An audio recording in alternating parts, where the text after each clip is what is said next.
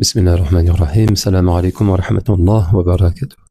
So in this text, Abu Hatim Al Razi imagine a conversation he has with a heretic, someone who refused to believe in God.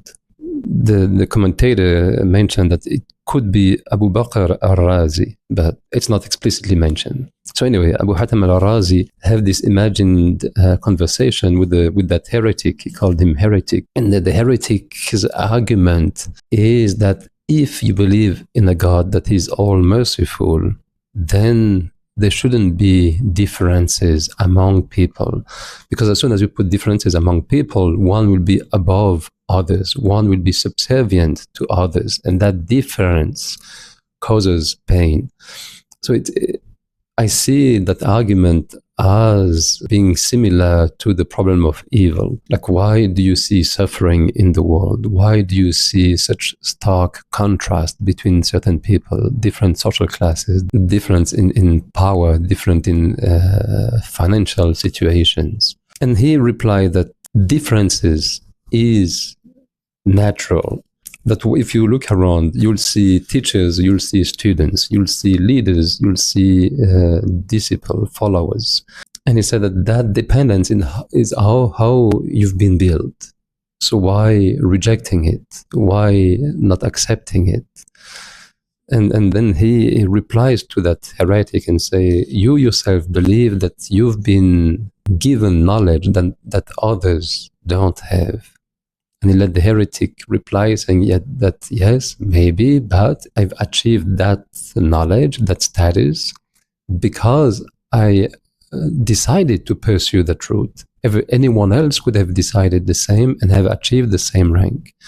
And Abu Hatim Al Razi replies saying that no, you can't. The proof that you yourself, to achieve that position, you learn from specific people who have been given knowledge. You've choose whom to learn from. You didn't learn from any random people on the street. That proves that people have different aptitudes, mental aptitudes, capabilities. These differences implies that one will need the other in order to live in society, that you cannot live by yourself. You are dependent. You have this interdependence between individuals within that society. And that for Abu Hatim Al Razi demonstrates the possibility that Allah sends prophets as leaders for humanity, teachers from whom we can learn.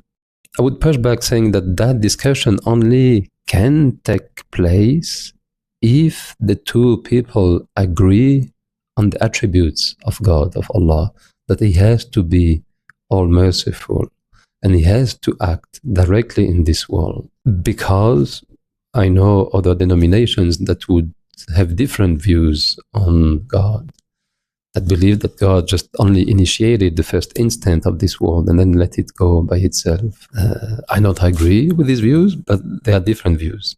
So again, the discussion between Abu Hatim Al Razi and that heretic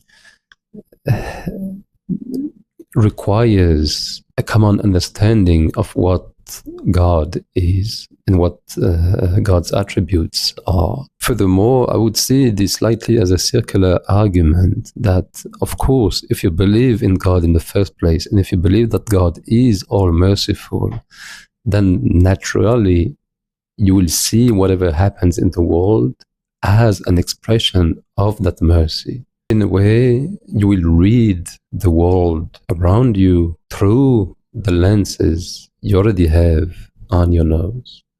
Because you assume God is all-merciful, you'll see mercy.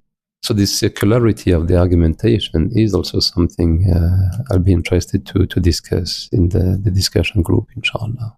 وجزاك الله خيرا والسلام عليكم ورحمة الله وبركاته.